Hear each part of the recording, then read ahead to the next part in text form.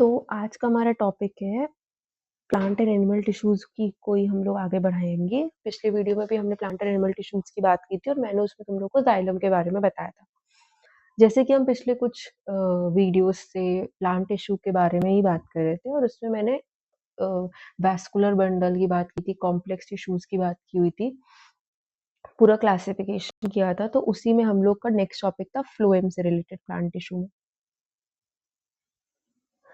Phloem का काम क्या होता है अगर मैं बात करूँ, सबको याद होगा, मुझे मेरे ख्याल से मैंने याद भी कराया था। फ्लोएम जो होता है वो फूड का ट्रांसपोर्ट करता है।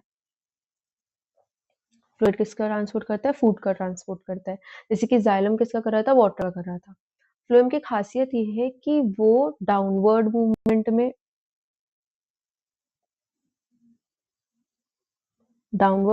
में जितना भी खाना होता है उसको लेके जाता है। हालांकि तुम लोग जैसे जैसे बड़ी क्लासेस में जाओगे तुम लोग पढ़ोगे कि डाउनवर्ड एंड अपवर्ड दोनों मूवमेंट करता है। डाउनवर्ड का तो ये बनता है कि फूड कौन बना रहा है? लीव्स बना रही है। तो लीव्स से रूट में फूड कैसे जाएगा? डाउनवर्ड डायरेक्शन में जाएगा। बट क्या है, अगर मान लो यंग लीव्स है जो ऊपर के डायरेक्शन में प्रेजेंट है और यंग लीव्स तुरंत तो खाना बनाने लगेंगे नहीं, तो उनका खाना कैसे पहुंचेगा? उनका खाना अपवर्ड डायरेक्शन में पहुंचेगा, फ्लोएम के थ्रू ही पहुंचेगा। तो तुम लोग अच्छी किताबों में या फिर और अच्छी किताबों में या फिर डिटेल्ड में पढ़ोगे कभी, तो तुम लोग हमेशा पढ़ोगे कि डाउनवर्ड एंड अपवर्ड दोनों मूवमेंट होता है। बट फिलहाल के लेवल में 9 तक की हम लोग डाउनवर्ड मूवमेंट ही बताते हैं कि डाउनवर्ड मूवमेंट होता है। जितना भी फूड है फ्रॉम लीव्स टू रूट्स पहुंचता है, डाउनवर्ड मूवमेंट है। ठीक है।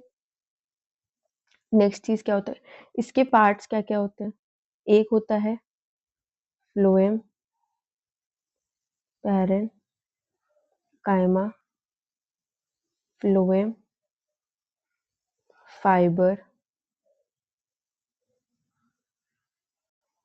सीव, ट्यूब्स, कंपेनियन सेल्स। ये हमारे 4 पार्ट्स होते हैं, जिसमें से पैरेन्काइमा और फाइबर के बारे में तुम लोग पढ़ चुके हो। मैं बेसिक बेसिक मोटा मोटा पहले बताती हूँ। पैरेन्काइमा क्या काम करता था? स्टोरेज का काम करता था। फ्लोएम है तो फ्लोएम क्या होता है? फूड की से रिलेटेड मूवमेंट करता है। तो यहाँ पे स्टोरेज किसकी होगी? फूड की होगी। फाइबर फाइबर हमने पढ़ा था स्क्लेरेन काइमा का पार्ट होता है। स्क्लेरेन काइमा का काम क्या होता है? स्क्लेरेन काइमा का काम होता है सपोर्ट प्रोवाइड करना। ठीक है। स्क्लेरेन काइमा काम क्या होता है? सपोर्ट प्रोवाइड करना। तो यहाँ पे जितना भी फाइबर रिलेटेड सपोर्ट है, मतलब जो भी मैकेनिकल सपोर्ट है, वो कौन प्रोवाइड करेगा? हमारा फ्लोएम फाइबर्स प्रोवाइड करेंगे। सीव ट्यूब और कंपेनियन सेल, इन दोनों का काम क्या होता है? ट्रांसपोर्ट से रिलेटेड होता है ऑफ फूड। और हम डिटेल में पढ़ेंगे कि एक्चुअली में ट्रांसपोर्ट जो है वो सीव ट्यूब करता है, कंपेनियन सेल बस उसकी हेल्प करता है। अब ये कैसे हो रहा है इसके बारे में नेक्स्ट बात करते हैं। तो हमारी बात शुरू होती है इससे कि हमारा सबसे पहला पार्ट कौन सा है? फ्लोएम, पैरेन काइमा। ठीक है।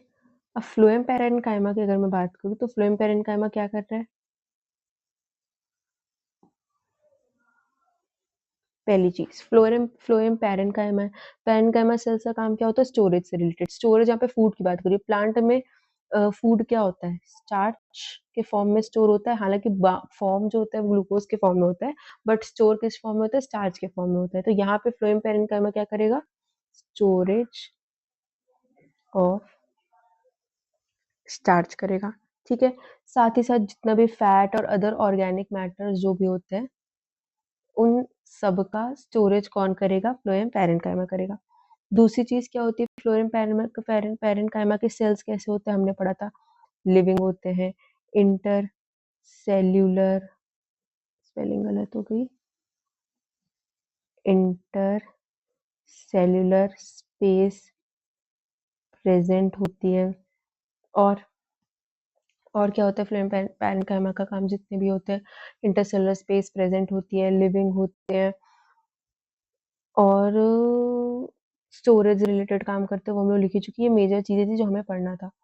नेक्स्ट आगे बढ़े अगर हम लोग,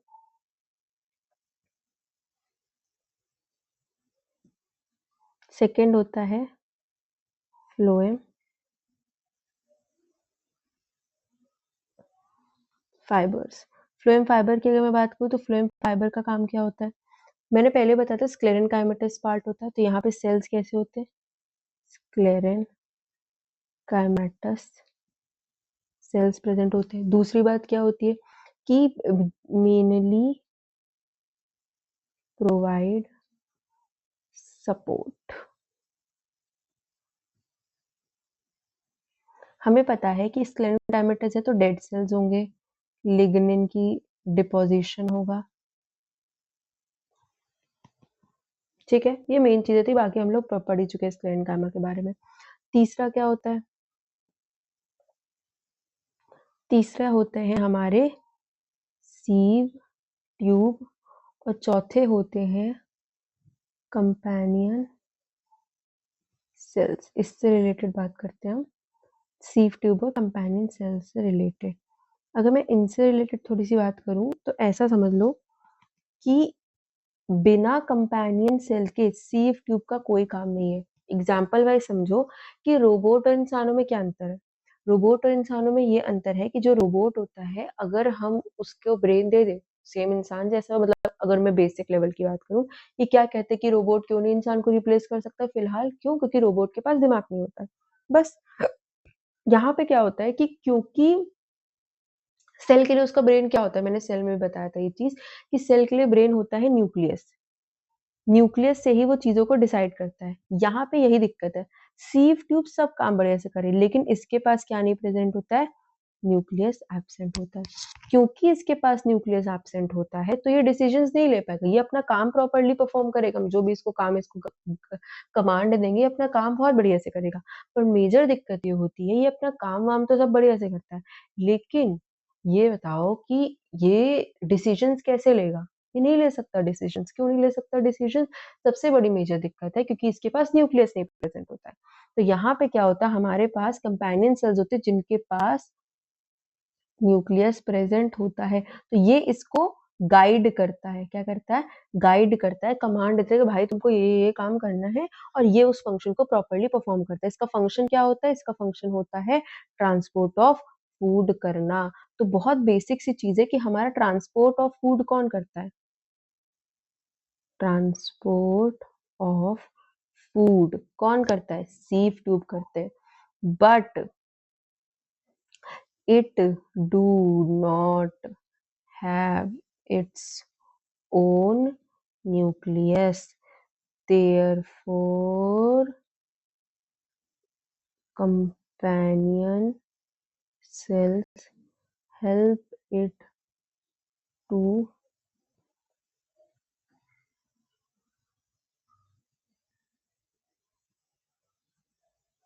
transport the food. क्या करते हैं कंपेनियन सेल्स? हेल्प करता है। कैसे हेल्प करते हैं? भाई देखो यहाँ सामान उठाना है, वहां पे सामान रखना है, तो लोकेशन कहाँ से उठाना है, कहाँ पे रखना है, सारी से रिलेटेड चीजें कौन बताता है हम लोग को? कंपेनियन सेल्स बताता है। ठीक है, तो यहाँ पे अगर हम बात करें कंपेनियन सेल्स एक्चुअली में कैसे होते हैं, पेरेंकाइमेटस इन नेचर होते हैं। पेरेंकाइमेटस इन नेचर होते हैं। ठीक है, एसोसिएटेड विद सीव ट्यूब। मतलब अगर ये सीव ट्यूब है तो इसके साइड में क्या प्रेजेंट होंगे? कंपेनियन सेल्स प्रेजेंट होंगे, और उनके पास क्या प्रेजेंट होगा? न्यूक्लियस प्रेजेंट होगा। ठीक है, ये हमारी सिंपल सी बात हो जाती है। तो हमारा फ्लोएम में इतना सा पार्ट था। इन दोनों को जाइलम और फ्लोएम को साथ में वैस्कुलर बंडल कहते हैं, ये हम पढ़ चुके हैं। यहाँ पे हमारा प्लांट टिश्यू वाला टॉपिक खत्म हो चुका है। प्लांट टिश्यू में इतनी ही चीजें प्रेजेंट थी। नेक्स्ट वीडियो में हम लोग एनिमल टिश्यूज की बात करेंगे।